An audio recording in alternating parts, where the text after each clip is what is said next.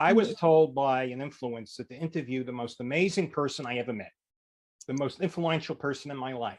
Living at Trump World Tower, I met a lot of interesting people. I met Steve Harvey, Derek Jeter, but Yes, you were number one. You were the most amazing because thank you. That means truly, truly a lot. Thank you. I'll tell you why. I think you're the kindest person in the world and you're the happiest person in the world. Beautiful. Thank you. It's a lot. To coming, somebody saying that, I try, but I don't think I'm the one, but the number one, but still it means a lot from you. Thank you. You were a big influence on me and I wish I could be like you. The thing that stands out in my mind is that you're a survivor of the Rwanda genocide. We'll talk about it. Your family was murdered and you forgave the people that murdered your family, and they were murdered in a very brutal way.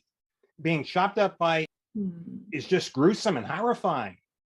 What happened was terrible, even if there is no amount of anger that can change it. You forgave the man, chopped up your family. How could you do that? Yes, it was a struggle. It was a lot of thinking back and forth. All I can tell you for sure is that anger. I felt anger. It was the worst thing was I felt justified in my anger, as you can hear what you're saying, exactly that what happened. So I felt justified. I felt my family were innocent. They never did anything wrong. They were born, whatever they gave them to call them a certain tribe. What is wrong with that? So the more I felt justified, the more anger I had. And the more anger I had, my own body was aching. My soul was aching. I had no peace. I couldn't remember how to smile out of anger. I couldn't remember how to see good in people because it was just like to see bad. And again, righteously so, somebody will say, yeah, you have a reason. And the whole tribe, neighbors, country turn against you. But then it still doesn't change the outcome, which was me suffering from my anger. So that forced me, I always say, God put me in a corner. He was like, okay, you're going to get it. You will know pain is going to get worse and get worse and get worse until you consider about forgiveness. So I didn't forgive because I knew how to forgive. I truly forgive because I asked God, help me. I want to feel good again. I want to see good in people. I want to understand the things you say in the Bible. With that willingness to wish even to be innocent again, to wish to see good in the people, to see bad for what it is, of course, but to see good, that's where my help came from. Then slowly things started to unravel, to see the one side, like, wait, they're doing evil, but they're not evil. Because even me as a person, sometimes I might say something unkind, and then the next day, I can't believe I said what I said. So which means I'm capable to change. So if I'm capable to see wrong, what about another person? It was such a 3 months conversation from inside. If another person can change, that means even a killer can change. So which means they're not evil, they are doing evil. So it was just like mathematically plus this understanding. In the end, it came to, yes, how in the world did I first be sold to be angry like them? How did I even wish to be like them? When you're angry, when you can't forgive, inside you, there is the thoughts and the suggestions of how can I revenge? Even if you don't revenge, like one of the things I used to say, I would never talk to anybody from that tribe. Could you explain to my viewers exactly what happened? What was the genocide about? So I wrote the story in actually 2 books left to tell, the first one, and the second one, Led by Faith, which was the next 10 years after the genocide. The genocide happened in Rwanda in 1994. I was a student in college. I grew up in a family of 3 boys and 1 girl, me and mom and dad. We were all there until the genocide, 1994. We were all, my brother was one brother actually was outside of the country. The other one was just finished his master's degree. The younger one was finishing high school and was in college. I went home for Easter holiday thinking it was going to be just normal, even if I knew something was going on. And then the genocide started on the 7th of April and life never been the same. 3 months later, my family was killed. And my parents asked me to go to hide to a neighbor who was from the other tribe. And he put him in a bathroom of 3 to 4 feet with 7 women. And we spent in that bathroom 3 months. The problem of the genocide, why it happened, in Rwanda, we had 2 main tribes, Tutsi and Hutu. And the tribe that was on power decided to kill everybody from the other tribe. So So it was almost like a political parties, the way the tribes were seen in Rwanda. We all look alike, speak the same language, and for some reasons, they said you belong to this tribe. And if you have a nose that is a little bit this and that, you are Tutsi or Hutu. Then they gave the identity cards. So you kind of fell in that tribe without even knowing how and why.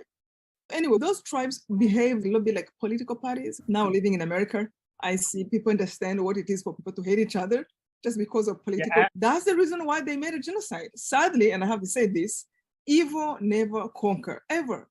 Evil will always fall in the end. It might suffer people, cause them pain, but in the end, the right thing will conquer. That's how I see life. So anyway, they caused the genocide, say, let's kill everyone from that tribe, from babies. So during the 3 months I was hiding, with a rosary my father had given me, that's what he gave me when we were separating.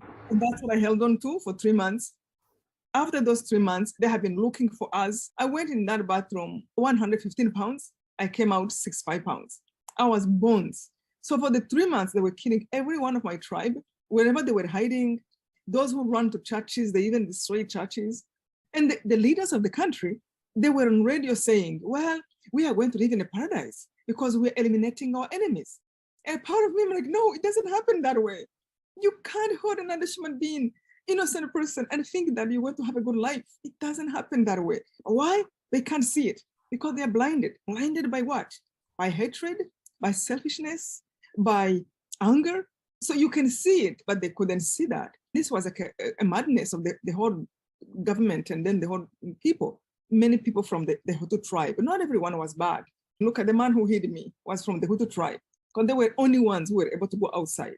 So he hid me. They came to search for us up to the door. I mean, they came like 8 times in that house. Yeah, where I was hiding, 3 by 4 feet bathroom. People who were killing, they came to that house like 8 times. Find you. By the grace of God. It was then I started to be really interested in God. Like it would truly take him seriously. I remember the time when I said, God, I might not understand everything about you, but I am all yours. I'm going to check everything you say, and I'm going to try to be everything you say until you disappoint me. And to tell the truth, to this day, I don't think God have ever disappointed me. Everything that happened, there is always a way, again, from the Bible, through the Bible, I'm able to understand. So anyway, came outside of the bathroom 3 months later, I found out more than 1 million people of my tribe were killed. It was a very brutal killing. Yeah, grenades. Like they used to put people in a stadium and they would throw grenades and then shoot. Then they would go in for those who were surviving and cut them with machetes. Horrible. I mean, they tortured Tutsis. They used to cut their legs and just come to see if they're dying slowly. It was worst evil that you can. And now, of course, they have lost. How many of your family was killed? 98% of my whole family, including extended family, were killed. Your immediate family, if I remember from your book, was chopped up by a machete. Yes. I mean, that's absolutely horrible. And it was one person who did it? One person, he had a group he put together because he was a man of power. He put a group that was looking for me that went and killed my mom and went and killed my brother. So I made the person who literally hands-on, who had the machete, and I made the person in prison who had the group that were looking for them. I heard them outside of the bathroom, and he was saying, it is only Immaculate we are lacking in the family. He was looking for me because they took everything from my home. They were looking to make sure no one will survive. Another person outside of the bathroom, he said, he killed 400 by machete. And he said, I'm looking for Immaculate to make the 400. No, 399. You must have been really scared. It was so scary. So you forgave the man who really was responsible for chopping up your family in a gruesome way. I just can't get over that. If someone did that to my family, I'm going to be honest with you, I'd want to set them on fire slowly. But you forgave them and you're happy. I wish I could be like you. I wish to God I could be like you. I admire you. You're just so kind and you're happy. Again, I believe in God. I believe in the grace of God. I truly think that with forgiveness came the gift of the joy. There's so much division right now in the United States of America. There's so much hostility and radicalism in the Republican and the Democratic Party. Yes, People hate each other. What is your advice to America? I see that. I live in this country now. I go back and forth, of course, in Rwanda. But I just wish people can really take time to think individually and watch themselves and say, what am I doing? Even the things I'm believing, is this good or bad? What I'm thinking about another person, do I want to be the person who just think about evil and bad of other people without sometimes even knowing the people fully? You don't even know that person really well. You can judge what the person is saying in the moment, but don't go to hate them so much like you know everything about them. So what I wish in America, especially, it makes me think about what I have gone through during the genocide, how these two tribes who are brothers and sisters, coming from the same father, God, that we are here on earth, God put us here willingly, individually, lovingly, and we are falling in the trap of Rwanda. We are falling in the trap of the devil that makes us look at ourselves like, oh, look at you, you different, hurt each other. What if even somebody think about something differently? Can I bear them? Can I listen to why they think that way? Why do I have to hate them? I just wish that people can accept each other and also think back and learn something from Rwanda. This is what our politicians are preaching. It's almost the same thing as what happened in Rwanda.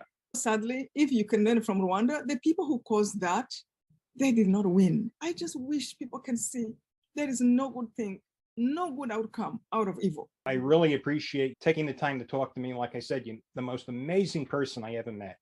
To be able to forgive someone like you did, that's just amazing. Do you have any parting message? Yes, I want to encourage people. You see, we can't control what other people do. We can change ourselves, but we can't change others. So if we see evil, for those who pray, please encourage you. Pray, pray, pray. Because truly prayer can change everything. Also, please let go the anger.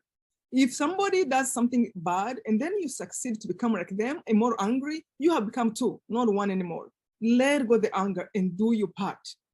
Do good, do your part, and pray for our country, pray for peace. I hope the United States of America will listen to your message. I hope this video circulates. There's a lot of hostility out there. There's a lot of violence. The Republicans and the Democrats are getting very hostile towards each other. It's getting pretty bad. It's quite possible there's going to be a lot of violence, and I just pray that doesn't happen. I love this beautiful country, and I hope people can really just turn around and love one another. Immaculate, that was really beautiful. Thank you so much for agreeing to be on my